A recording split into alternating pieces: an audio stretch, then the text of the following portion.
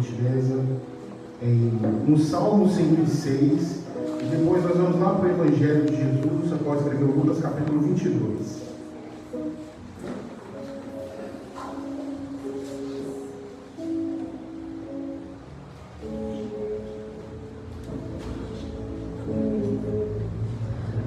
Salmo 106, versículo 8. Depois nós vamos para Lucas, capítulo 22, e vamos ler do versículo 24 ao versículo 29. Salmo 106, versículo 8 vai dizer: Não obstante, ele o salvou por amor de seu nome, para fazer conhecido o seu poder. Vou ler mais uma vez. Não obstante, ele o salvou por amor do seu nome, para fazer conhecido o seu poder. Lucas 22, 24 vai dizer assim: E houve também entre eles contenda sobre qual deles parecia ser o maior. E ele lhe disse: Os reis dos gentios dominam sobre ele, e os que têm autoridade sobre ele são chamados benfeitores. Mas não serei assim entre vós. Antes o maior entre vós seja como o menor, e quem governa como quem serve. Pois qual é maior, quem está à mesa ou quem serve? Porventura, não é quem está na mesa? Eu, porém, entre vós, sou como aquele que serve. E vós sois os que têm permanecido comigo nas minhas tentações. Eu vos destino o reino, como meu Pai me destinou. Eu vos destino o reino, como meu Pai me destinou. Pode vir sentar em nome de Jesus. Amados irmãos, eu estou feliz por estar vivo, por estar diante de Deus, por estar diante dos meus pastores, por estar diante da igreja e da minha família. Porque se não fosse o Senhor que tivesse nos sustentado, talvez nós não estaríamos aqui. Porque no tempo em que vivemos, aonde cada vez se aproxima a volta de Jesus, mais intenso fica as nossas aflições. No Romanos capítulo 7 ao capítulo 8, vai tratar dos nossos sofrimentos, das nossas dores. E quanto mais se aproxima a volta de Cristo, mais intensifica as dores de parto. E a palavra vai dizer que a criação está em dor de parto, o homem está de dor de parto, a igreja está de dor de parto, e o Espírito Santo também está gemendo também, aguardando a nossa redenção. E por misericórdia e graça nós estamos de pé diante de Deus. Irmãos, quando nós olhamos para esse texto, o contexto fala de um período onde o nosso Senhor Jesus, ele, no período da celebração da Páscoa e do Pães Asmos, Jesus, ele sente um desejo profundo no seu coração de se reunir com os discípulos para participar de uma ceia. E nós sabemos que a Páscoa, a comemoração da Páscoa, é o livramento que Deus deu para aquele povo no Egito, aonde o sangue do animal enrolado era marcado nas portas, nos umbrais daquelas casas, e passava o anjo vingador da parte de Deus, e quem não tivesse aquele sangue naquelas portas era destruído. E o povo de Deus comemorava a Páscoa, e o Pães Asmos são uma só festa, traz um só sentido. Os Pães Asmos lembrava a saída daquele povo do Egito, e eram 6 dias de comemoração muito festeira, muito alegre, porque eles lembravam do que Deus tinha feito. Então eles se reuniam, eles comiam, eles tinham um memorial daquilo que Deus tinha feito. E Jesus, ele ansiou muito celebrar esses dias, os últimos períodos de Jesus, os últimos dias de Jesus, com os seus discípulos. E ele vai dizer para os seus discípulos: olha, vocês vai ter um tal homem andando com um cântaro na cabeça. Você vai até esse homem, fala para ele que é lugar, um espaço, como os nossos dias, um galpão, para me encerrar com vocês. Na verdade não era um galpão, era uma casa que se alugava essa casa para certas comemorações.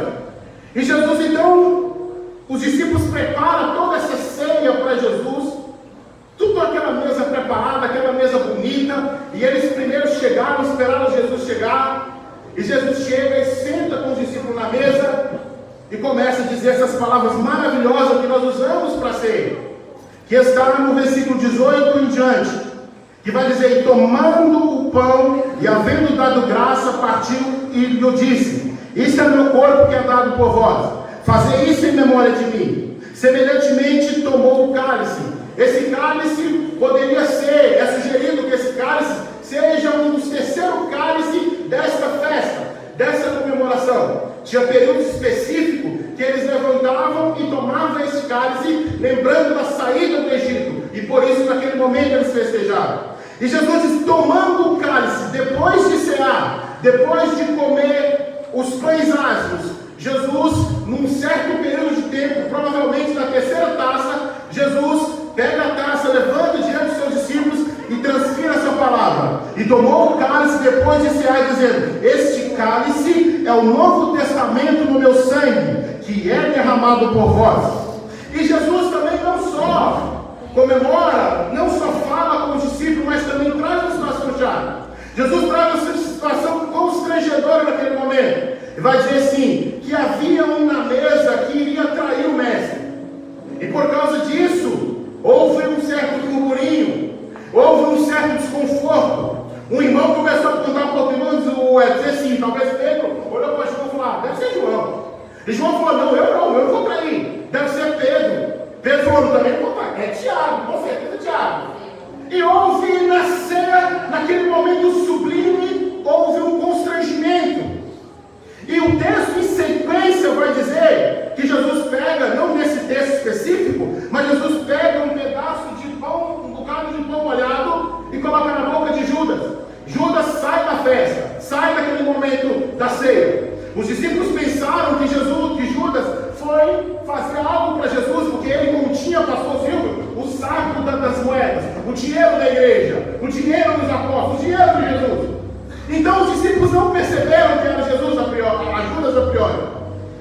E quando nós olhamos, quando Judas se retira, os discípulos agora começam uma ferrenha discussão entre si. Eles começaram a brigar entre si para quem fosse o maior. Talvez a discussão fosse assim: eu não vou trair Jesus não, porque eu fui primeiro a ver ele. Ele me chamou primeiro no barquinho. Talvez Pedro olhou e falou: não, ele falou que ele ia ser pescador de homem, então não é eu não. E começou a engrandecer o coração dos discípulos. E eles começaram a discutir para ver quem era o maior. E eles esqueceram daquilo que era mais importante, que Jesus falou: há um traidor na mesa. Há alguém que vai me entregar à morte. Mas parece que naquele momento, na reunião da ceia, pastor, eles não entenderam muito bem, ou ignoraram que Jesus ia morrer, que alguém ia trair o mestre. Eles começaram a discutir quem era o melhor, quem seria o maior. E nós olhamos para a palavra de Deus, os discípulos tinham isso no seu coração. Coloca aí Lucas, coloca aí Mateus capítulo 10. Mateus 18:1. Olha como é que era o coração dos discípulos. Mateus 18:1. Naquele momento, os discípulos chegaram a Jesus e perguntaram: quem é o maior no reino dos céus? Mateus 20, olha aí, Mateus 20, do 20 ao 28. A mesma coisa. O filho de Zebedeu chega diante de Jesus e disse assim: mestre, sabe que tem um lugarzinho para mim lá à sua direita, lá, para me sentar diante de vocês? A mãe dele pede para Jesus um lugarzinho especial para os discípulos, para os seus dois filhos. E Jesus vai repreendê-la, vai dizer que isso está destinado ao Pai. Então, na concepção dos discípulos, mesmo tendo sido ensinado por Jesus, sempre havia uma fagulha de soberba, inclinando para quem ia ser o maior da situação. E eles não estavam entendendo o que estava acontecendo. Aí Jesus, irmão, com a sua grande sabedoria e com o seu grande amor, Jesus agora ele começa a servir os seus discípulos. Jesus ele não é aquela pessoa que ele só falava, ele mostrava na prática. Jesus vai dizer assim: eu despi da minha glória e vim para servir vocês. E nesse contexto, nós olhamos para a eles não entenderam isso pela sua imaturidade. Percebe-se que Jesus o serviu na ceia. Jesus passou, pastor, entregou-lhe o pão para cada um, entregou-lhe o cálice e a jarra, pastor, talvez um copo de cada um. Jesus serviu cada um com cuidado, com amor, com carinho que ele tem. Só que eles estavam tão cegos espirituais que eles não estavam entendendo o que estava acontecendo. Eles não estavam entendendo aquele momento sublime, porque a imaturidade tomou conta do coração deles. E eles começaram a dizer: não sou eu que vou trair, porque eu sou o melhor. Não sou eu que vai trair o mestre, porque eu tenho os meus requisitos. E Jesus começa a ensinar eles categoricamente aqui. E eu tirei algumas lições específicas do texto para comunicar aos irmãos. Primeiro, eu coloquei aqui: aquele que serve não se preocupa com o status de ser o maior. Na mesa de Cristo e na mesa do reino, pastor, não há preocupação de status. Para quem é que é o maior? Porque ele está preocupado com o serviço do reino. Ele está preocupado em transmitir amor. Ele está preocupado em servir uns aos outros. Então não tem tempo dele pensar no seu coração que ele é o maior. Glória a Deus. No versículo 24 ensina-se assim: houve também aqueles contenda sobre qual deles parecia ser o maior. 90% dos nossos desacertos como irmão na igreja está atrelado ao nosso ego, está atrelado à nossa falta de querer sobressair sobre o próximo, está atrelado a querer saber quem tem mais conhecimento, quem tem mais sabedoria, quem sabe mais, quem sabe menos. Mas o reino de Deus não é assim que funciona. O que serve, ele não está preocupado com o status. Aleluia. E Jesus, irmãos, ele sendo Deus, ele vai dizer para os discípulos: olha, eu poderia estar sentado com vocês me servindo, eu poderia estar sentado que eu sou o mestre de vocês e vocês me servindo, mas eu estou mostrando na prática que eu vim para servir e vocês discutiram quem é o maior. E quando nós olhamos aqui para a palavra de Deus, nós enxergamos uma imaturidade. Porque eles não estavam entendendo o momento espiritual da ceia, um momento sublime. Nunca Jesus tinha feito isso que ele fez aqui. É a primeira vez, pastor Marcelo, que ele fez isso aqui na palavra de Deus. Ele nunca tinha feito, usado essas expressões, ele nunca tinha feito essas palavras, ele nunca tinha mostrado o reino com clareza, dizendo: esse é meu corpo, esse pão mágico, esse é meu corpo, esse cálice que vocês estão tomando, esse vinho, esse é meu sangue que é dado por vós. Quando ele vai dizer assim, que a partir do por vós do meu corpo, é que ele partiu o corpo na cruz. É uma tipologia do corpo de Cristo sendo partido no madeiro. Mas a imaturidade não trouxe compreensão clara de que servir é sinal de quem ama, servir é sinal de quem não quer fama, de quem não quer status. Aleluia!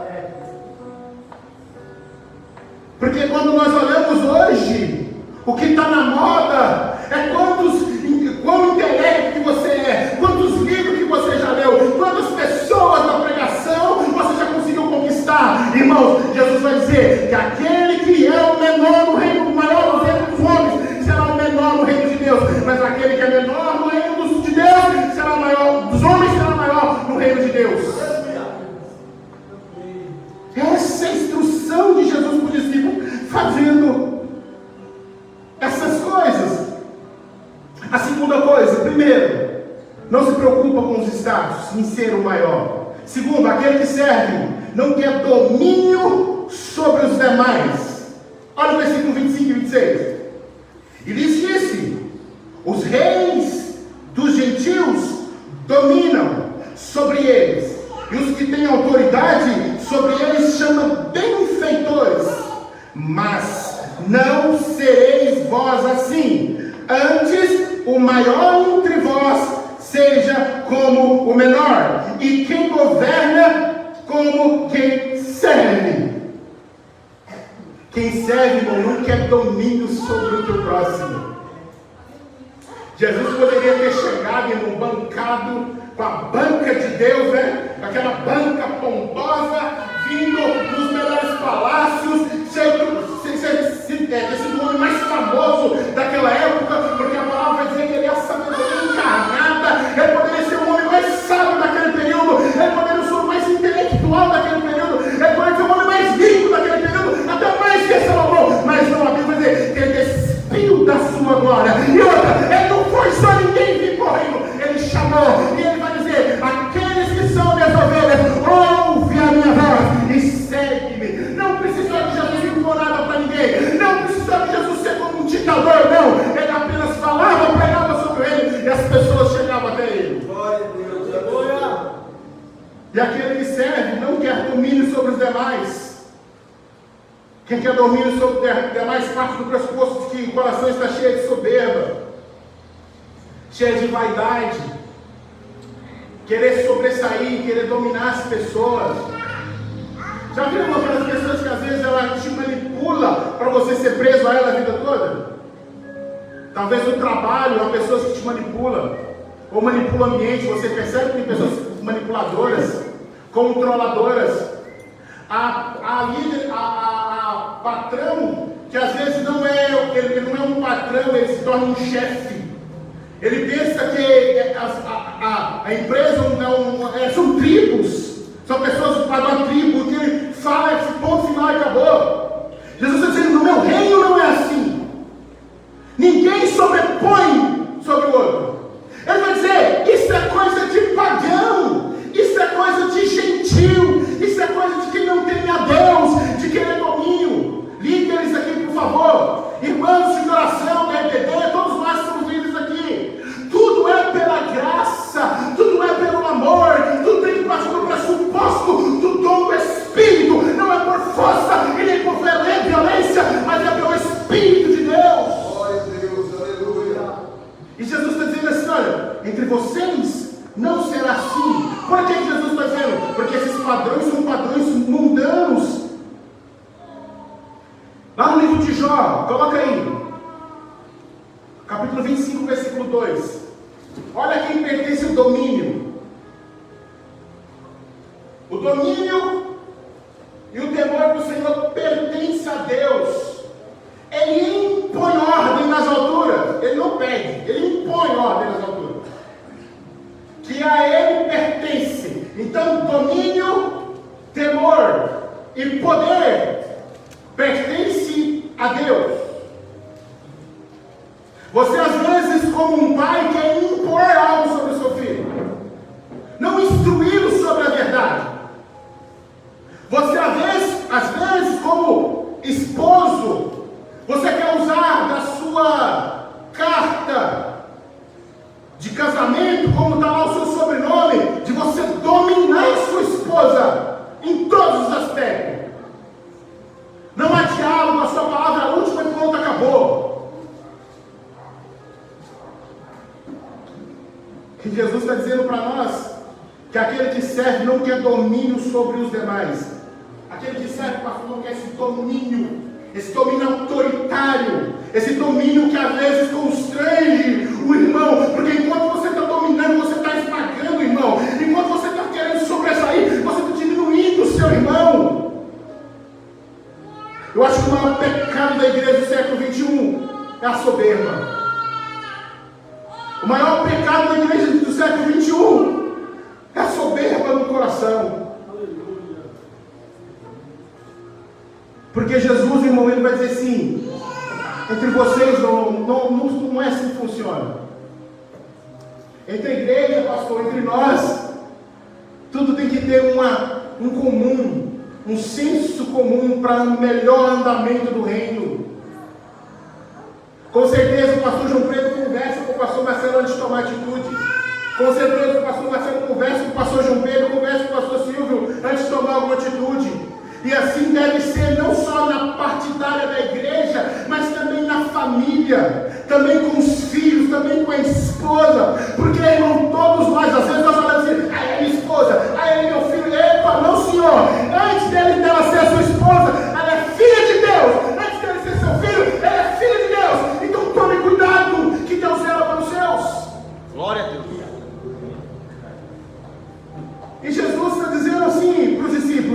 Isso não pode acontecer no meio de vocês. Terceiro, aquele que serve não é movido pela honra. Aquele que serve não é movido pela honra, mas é movido pelo altruísmo, pelo amor. Olha o versículo 27. Olha o versículo 27, que coisa linda. Porque qual é o maior? Quem está na mesa ou quem serve? Porventura não é quem está na mesa, eu, porém, entre vós, sou aquele que serve. Mateus, capítulo 23, versículo 5. Porque esses padrões aqui são padrões mundanos. Porque esses padrões de ser movido pela honra é um padrão mundano, não é cristão. Então quer dizer, então que Deus não pode honrar? Não estou dizendo isso. Eu não estou dizendo Deus usar alguém para honrar você. Eu não estou querendo dizer que o próprio Deus não vai também trazer uma certa honra para você, se você for fiel, for temente. Não. Eu estou dizendo você ser movido por isso. Tem pessoa que o pastor tem que andar batendo as costinhas. Tem obreiro que o pastor tem que andar dando tapinha, senão não vai. Tem irmãos uns com outros, se não tiver elogio, ele desfalece. Porque é movido por bajulação, é movido por honrarias. Isso são padrões mundanos. Porque desde quando Jesus, irmão, ele pisou nessa terra, fala para mim que dia que ele foi honrado. Em nenhum momento pelos homens ele foi honrado. A Bíblia vai dizer que ele foi homem de dores. Irmão, você acha que Jesus passava, tinha gente dando beijinho e amores por Jesus? Tinha uma geração de pessoas que andavam atrás dele para criticá-lo. Tinha pessoas que andavam atrás de Jesus para apontá-lo. Olha, ao sábado, irmão, ao sábado. Tem pessoas que andavam atrás de Jesus para tentar acusá-lo, como aconteceu aqui. Os fariseus estavam no pé para acusá-lo, para apontá-lo, para criticá-lo. E Jesus não foi movido por honrarias. Tudo dá para dizer, a palavra do Senhor vai dizer para nós, tudo ele atribuía ao Pai. Falava alguma coisa, tu fez grande milagre, atribuía tudo ao Pai. Toda honra ele atribuía ao Pai. Tudo, qualquer tipo de glória dado naquele momento, ele lançava ao Pai. Porque, vou mostrar para vocês que houve um período certo que ele pediu uma honra de volta. Mas vai chegar lá. Então, quando nós olhamos aqui, meus irmãos, essa pessoa que é movida por honrarias, essas pessoas, elas têm um padrão mundano, ou farisaico. Olha aqui Mateus 23, 5. Tudo o que fazem é para ser visto pelos homens. Eles fazem seus caracteres bem largos e as franjas das suas vestes bem longas. 6 até 8.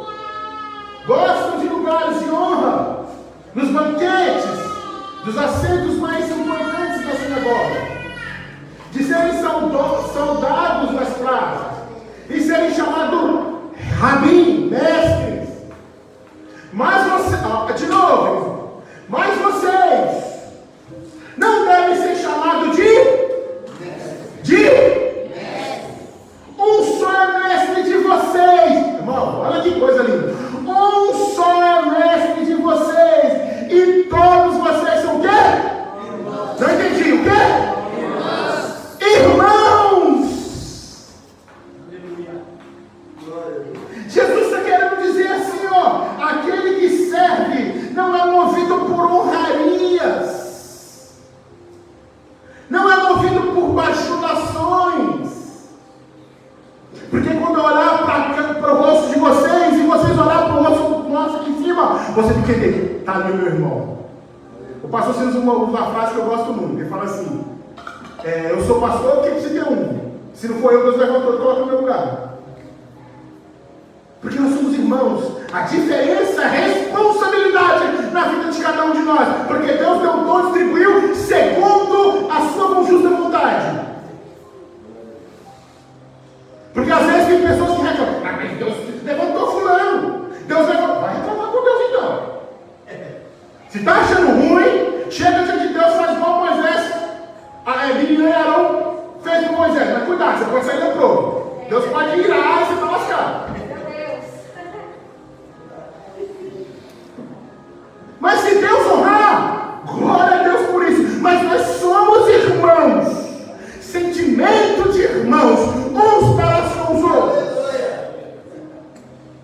Glória a Deus.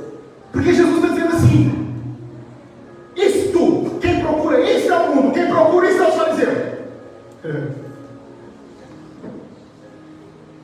Mas vocês não são assim. Por isso, irmão, que o que serve, por isso que o que é servo de Deus, ele dá honra ao seu irmão.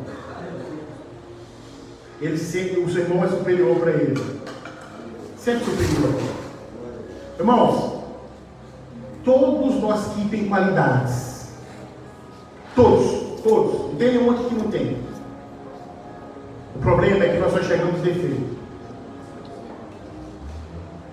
Numa roda de amigos, às vezes você fala do seu irmão 10 coisas, você fala 8 negativas. Talvez 2 coisas positivas. Como diz o pastor Marcelo aqui. E parece-me que as 2 coisas negativas sobre o seu irmão sobrepujam sobre as 8 coisas boas que ele tem. Ah, mas o mérito, porque o ego é isso, o ego é aquilo. Tá bom, e você? E você? A gente tem que parar, irmão. Eu refleti muito esses dias aí, que eu andei mal. Às vezes Deus joga a gente no deserto, mas como diz Deuteronômio, se nascer no deserto para provar o que tem no seu coração. Porque nós somos pêndulo sempre a estar do lado da carne, inclinando sempre o nosso intelecto, as nossas vontades. E quem aqui, irmãos, não tem uma manchinha diante de Deus? Talvez até no culto aqui você entrou, até coisa, irmão, não sei muita coisa não. E a gente fica querendo o pecado, né? Ah, meu Deus, eu xinguei, falei palavrão, olhei mulher bonita na rua. Não, é misericórdia que você está aqui, é perdoado. Porque bastava um pecadinho só, para Deus te lançar no inferno e destruir você. Mas com canto amor que Ele tem nos amado, Ele nos perdoa todos os momentos.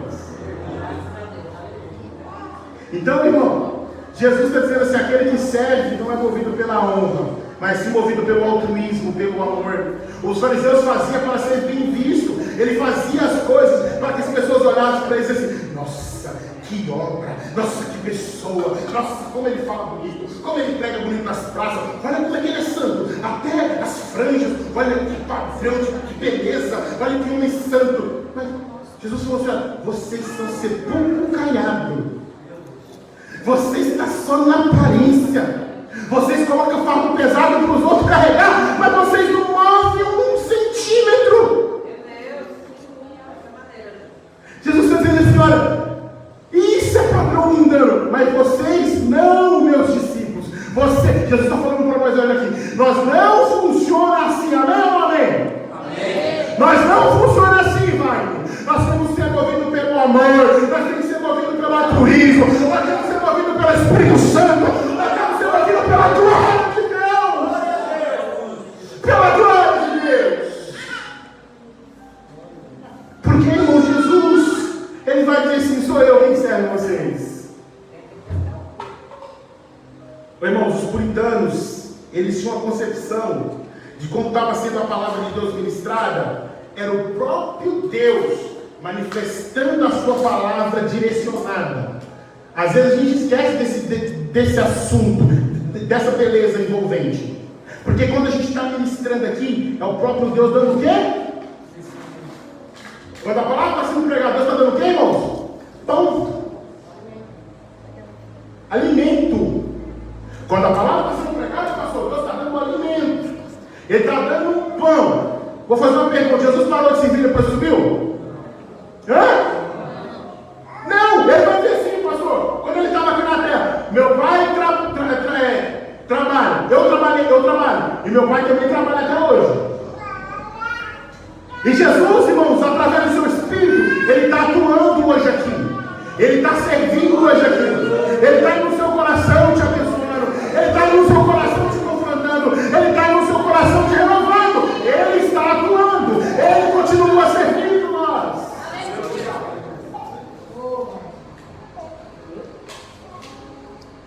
quarta coisa. E o que é mais lindo, irmão? Aquele que serve,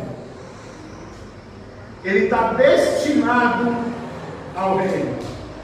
Você não entendeu, não? Vou falar de novo aqui pertinho. Aquele que serve, ele está destinado ao reino. Olha o versículo 29. Eu vos destino o reino, como meu Pai me destinou. Eu vos destino. O reino é teu. O teu filho é o reino. Aquele que serve não serve a Deus. Aquele que serve, serve a Deus. E por isso ele te destina ao reino de Deus. Que coisa incrível, irmão. Aquele que serve, ele destina ao reino. A gente às vezes, o ser humano procura tantas honrarias, tantas coisas. E ele está dizendo assim: olha, você que serve a Deus, você que teme e anda nos seus caminhos, ele te destina ao reino. Você está destinado ao reino. Isso não são palavras do Blaine. Isso aqui não foram os apóstolos. Olha, presta atenção, a gravidade, a seriedade. Isso não foi os apóstolos que disseram. Mais que as palavras dos apóstolos têm total valia. Eu estou dizendo quem é que saiu dos lábios aqui. Do próprio Jesus, Janaína. Eu vos destino o reino, como meu Pai também me destinou. Então, irmão, você está enrolado com Deus, viu? Ei, Jesus, meu irmão, vamos ser honestos aqui. Sabe aquela vez que fala, Senhor, eu vou parar, o negócio está difícil, ô caminhada dura. Você está lamuriando, Jesus, é isso, é aquilo. Aí, irmão, uma coisa eu vou te dizer: você não tem como parar. Você quer parar, mas você não tem como parar, porque você está destinado ao reino. Aí faz igual Jeremias. Jeremias chegou um certo tipo da vida de Jeremias, pastor Marcelo. Ele começou a entristecer, pensando em parar. Eita prova, é os meus patrícios me lançando na cisterna, é o reino, viram saquear o povo, é muita prova. Ah, meu Deus, me lançaram na cisterna, me deixaram sem comer, me deixaram nu, me espancaram. Aí Jeremias falou assim: mas toda vez que eu penso em parar, e vem fogo, e começa a arder o fogo, posso me conter. Esse é o nosso Deus, meu irmão. Nós estamos presos a Ele, destinados a Ele. Aleluia. Estamos presos a Cristo. Jeremias vai dizer: com portas de amor me atraíste. Esse é o nosso Deus. Nós estamos destinados ao reino. Para encerrar, aquele que serve sentará na mesa do palácio real. Você não entendeu? Aquele que serve sentará na mesa do palácio real. Olha que coisa linda. Olha o versículo. Vamos ler comigo aqui. Olha que coisa linda. Olha o versículo 20 e 30. Olha que coisa linda. Para que comais e bebais a minha mesa no meu reino. Olha que coisa linda. Para que comais e bebais a minha mesa. A mesa é dele, ó. A minha mesa no meu reino. Assentei sobre tronos, julgando as 12 tribos de Israel. Meu irmão, aquele que serve, irmão, ele comerá, ele servirá, ele sentará na mesa dos palácios reais, irmãos. Coisa linda. Olha o que diz Mateus 19, 28. Põe isso rapidinho. Mateus 19, 28.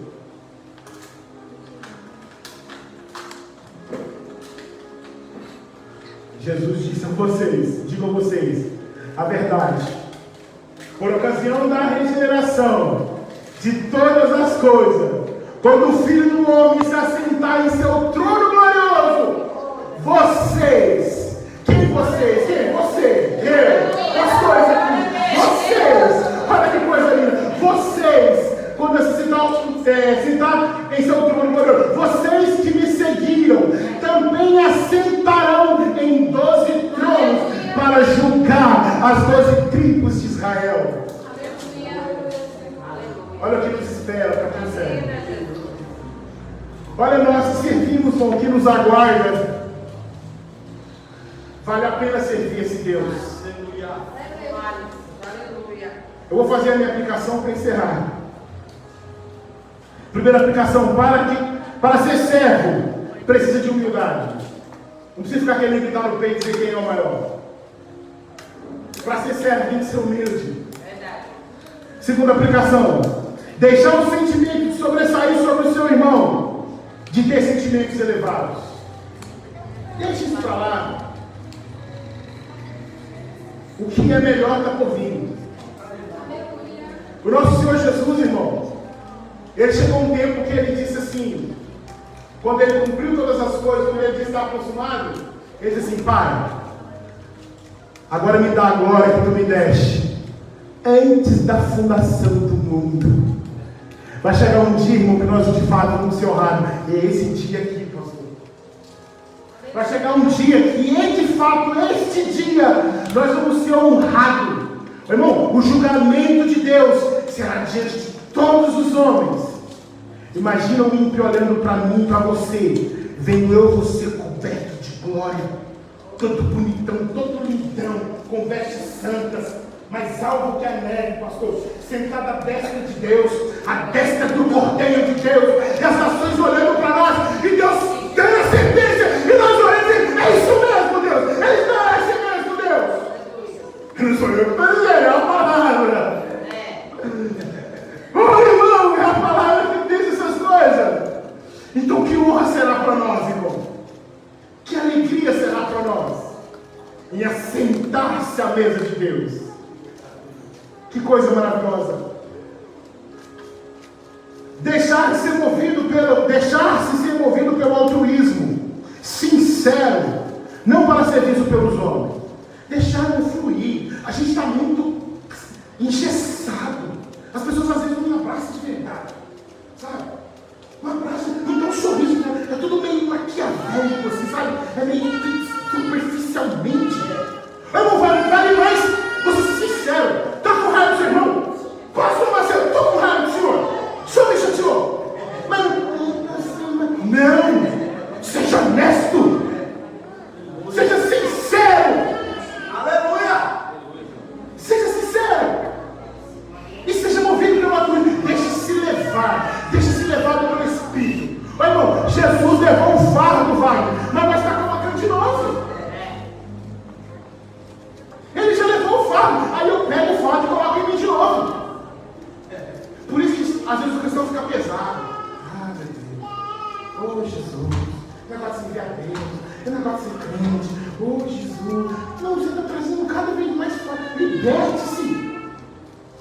Deixe ser movido pelo altruísmo, pelo amor sincero. E por último, para terminar, sabendo sempre que a recompensa vem do Senhor.